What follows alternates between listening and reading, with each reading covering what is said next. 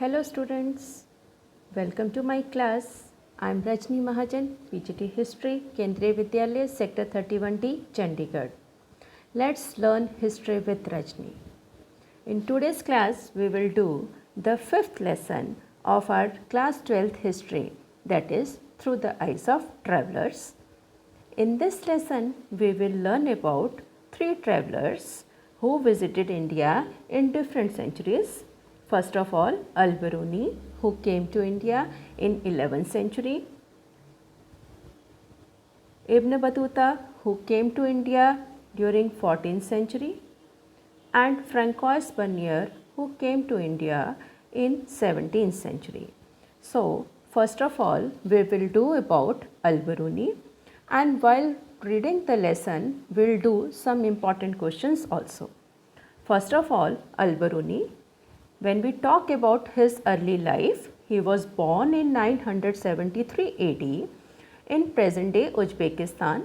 There is one place Khwarizm, that was the center of learning during that period. So he was well versed in various languages. He learned Syriac, Hebrew, Arabic and many other languages.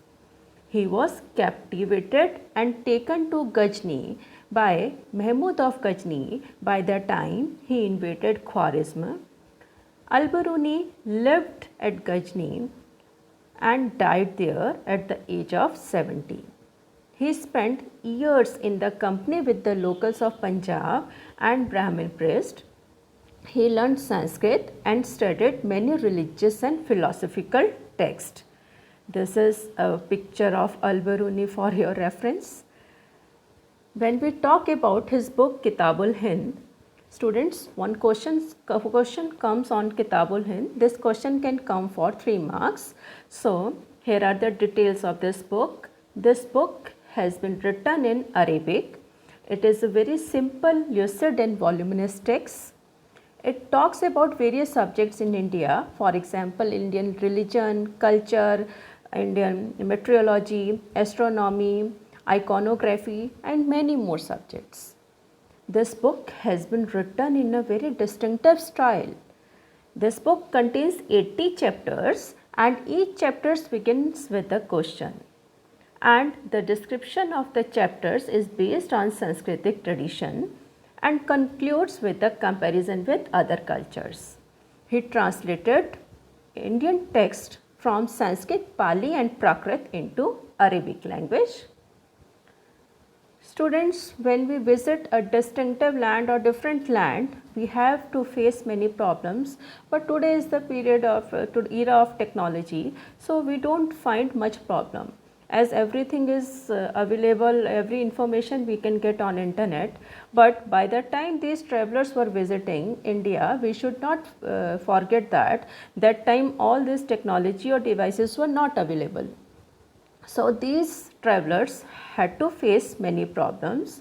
So Al-Biruni, by the time he came to India, he also faced some barriers. First barrier was the barrier of language, as at that time Sanskrit was the main language in India. So he has faced this problem as all the religious texts were available in Sanskrit only. Besides that, Al-Biruni, he belonged to a different culture.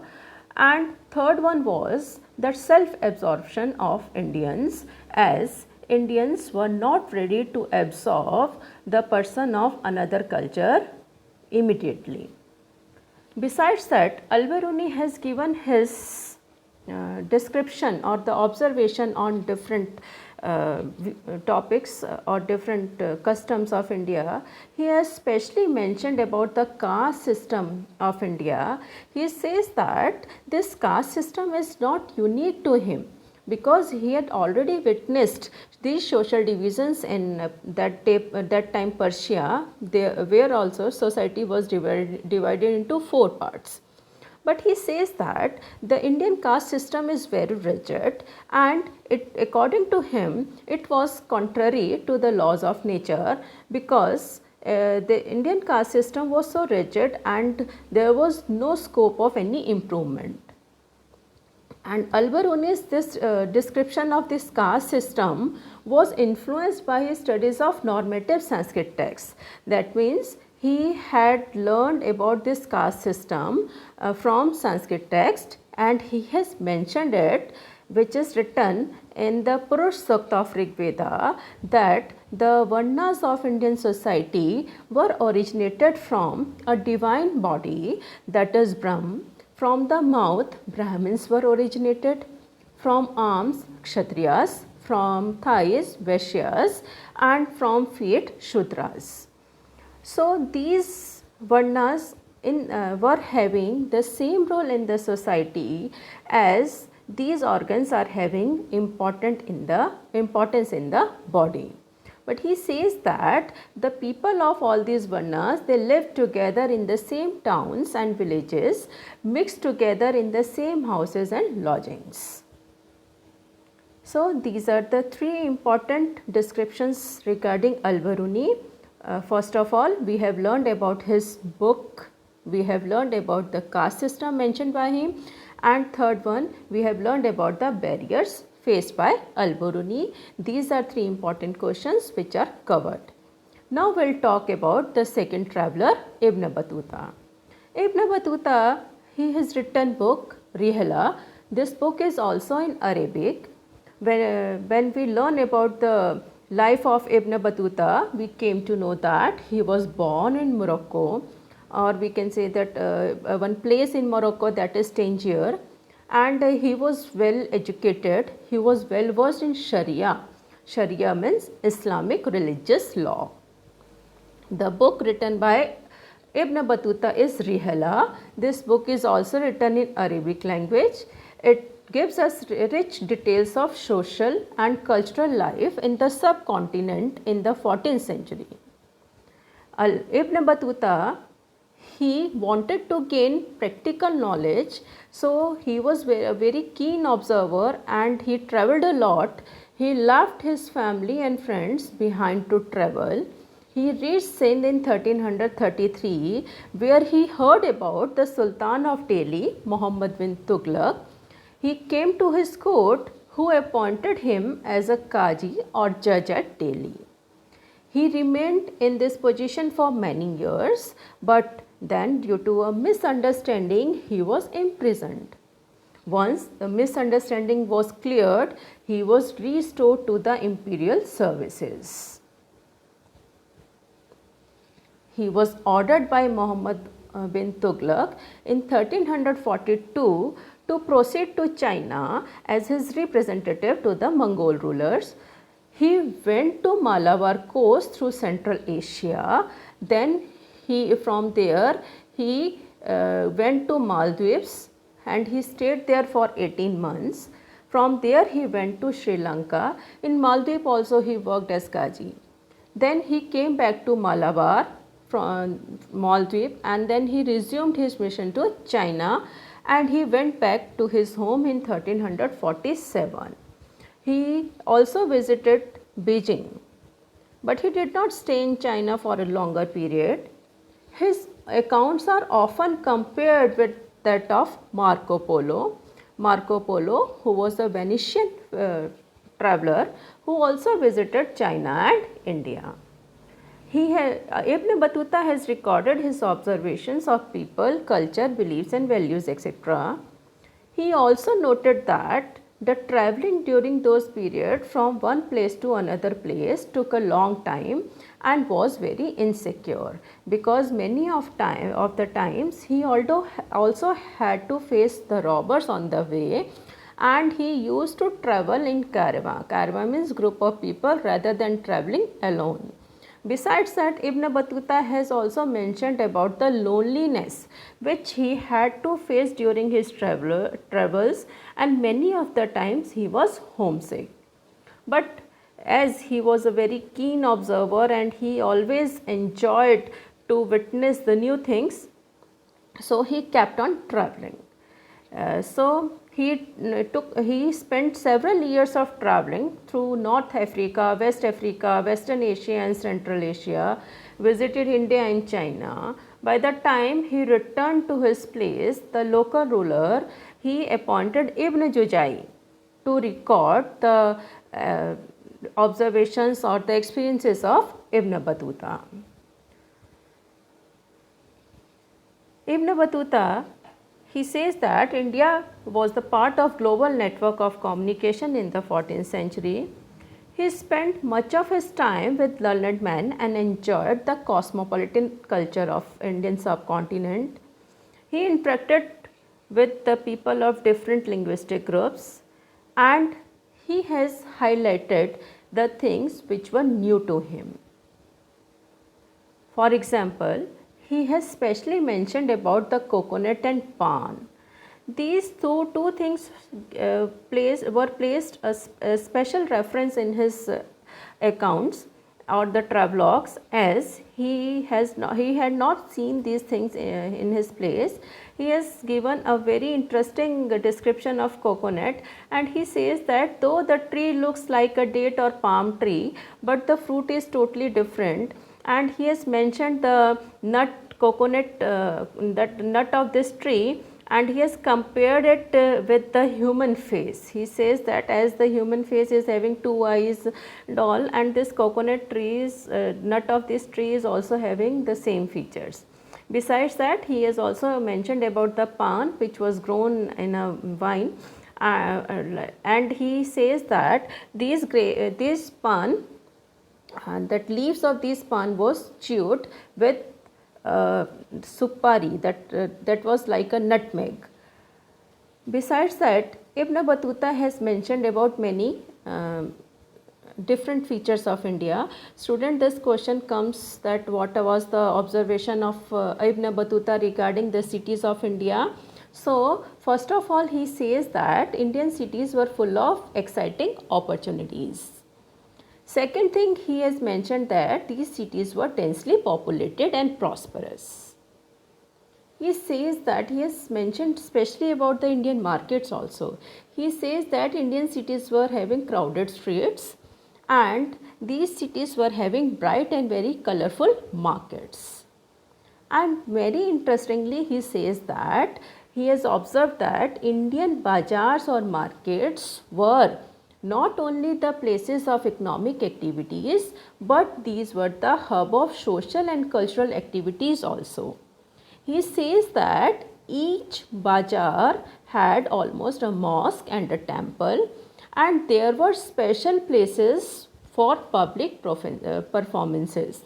He has specially mentioned about the city of Delhi and Daulatabad, and he has also mentioned about the market of Tarabad in Daulatabad, where he has given the accounts of public performances also, where Hindu and Muslim both the rulers used to visit. Besides that, he says that Indian agriculture was very productive. India was very well integrated with inter-Asian network of trade and commerce. Besides that, India was rich in textiles, silk, muslin, satin, and these were at great demand in Asian countries. Ibn Battuta has specially mentioned about the communication system of India, and he says that it was a very amazing system, and it took only 5 days from Sindh to Delhi through this postal system. Otherwise, it used to take around 40 days to reach from Delhi to Sindh. He has mentioned about two types of communication systems in India. First communication system was the system of horsemen, that was known as uluk, and another was dawa. Dawa was the foot runners, and he was very much amused with the efficiency of dawa. And he says that all the news used to reach to the Sultan at a very fast speed because of this efficient system of communication. So students, we have learned about Ibn Battuta, his early life, his interest in the nobility. We have learned about the coconut and pan, the description given by Ibn Battuta, his description of markets and cities and communication system. Now the third traveler given in this lesson is Francois Bernier. Francois Bernier, who visited India during the 17th century, and he was a physician by profession, and he was appointed. He came to Mughal court in search of many opportunities. He wrote book Travel into the Mughal Empire in French, and he dedicated this book to the French ruler Louis XIV. Ibn Battuta, like Ibn Battuta, Bernier came with a different perception. He was having a biased attitude, and he gave the concept of degenerated East. Degenerated East means he was having a different concept regarding India, and he was preoccupied. He was preoccupied with comparing and contrasting what he saw in Europe with that of India. When we talk about the details given by him in his book, we find that it is marked by detailed observation, critical insight and reflection. The book written by Bernier. His accounts contains discussions trying to place the history of Mughals within the same sort of universal framework. He compared Mughal India to that of Europe. That is very interesting because he was having a biased attitude towards Asia, and students make a note of this word binary opposition. This is very important term. He represented his works on the model of binary opposition. That means when he wrote his accounts, he kept on comparing the his observation regarding India with that of Europe, and he found that both the places are having different type of systems, totally opposite to each other. So his representations are based on the model of binary opposition, and no doubt India appeared to be inferior to the Western world according to Bernier. So this is a very important information regarding Bernier, and this should be kept in mind when we learn about Bernier. So here are some observation of Bernier. So sometimes question comes that what was the observation of Bernier regarding Indian society. So one by one we will do this. First of all, most important observation made by Bernier was that he says that in India there is lack of private property. That means he says that the peasants were not the owner of the land, and the land belonged to the ruler or the Mughal king, we can say. And he says that this land could not be inherited. So it could not be inherited because the land does not belong to the peasants. Land was owned by the crown or the Mughal king.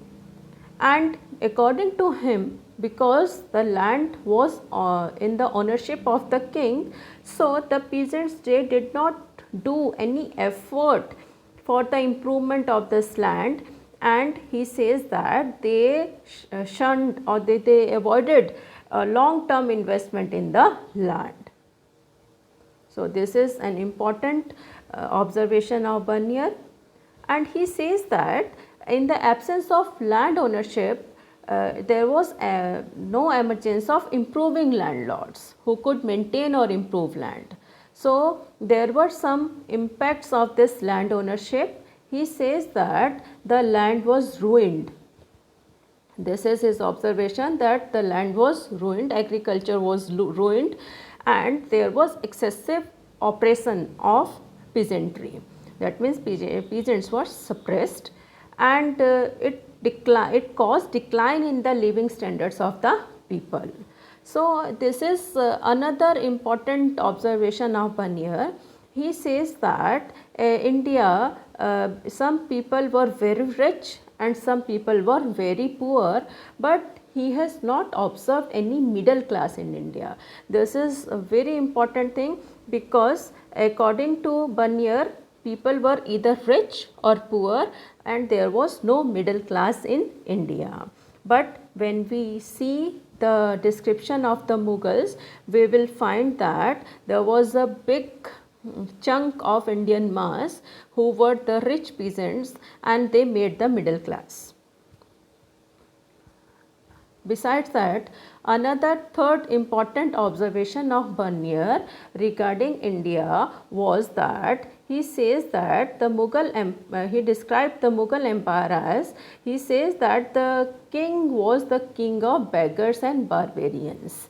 That Mughal king was the king of beggars and barbarians. Fourth observation he made that its cities and towns were ruined and contaminated with ill air, and its fields are overspread with bushes and are having marshy lands. So, this is according to Barnier because the land ownership was in the hand of the king only. So, Indian peasants did not work very hard for the improvement of land, that caused the ruination of Indian agriculture. But when we see the records of Abul Fazl, a chronicler of Mughals, he says that the revenue which was taken by the Mughal king was the remuneration of sovereignty, and he says that what European travelers regarded such claims as rent because land revenue demand was very high, and actually this was not the land revenue or demand or the rent, it was the tax on the crop. So, this was records of Abul Fazl are contrary to the records of Barnier. Besides that, Barnier himself writes that 15% of Indian population lived in towns during 17th century, and when he compares this with this percentage of population who lived in urban areas compared to Europe, he says that it was very high. So, that means more population of India lived in the towns compared to Europe, but he says that this is the fifth important observation, that Mughal cities are camp cities, camp towns, and these towns used to get settled by the time of the coming of the Mughal emperor, and as the time the Mughal court moved out, these towns also ruined. But in fact, at that time there were different types of towns in India, which include port towns, trading towns, pilgrimage towns, and many other sort of towns that like temple towns, etc.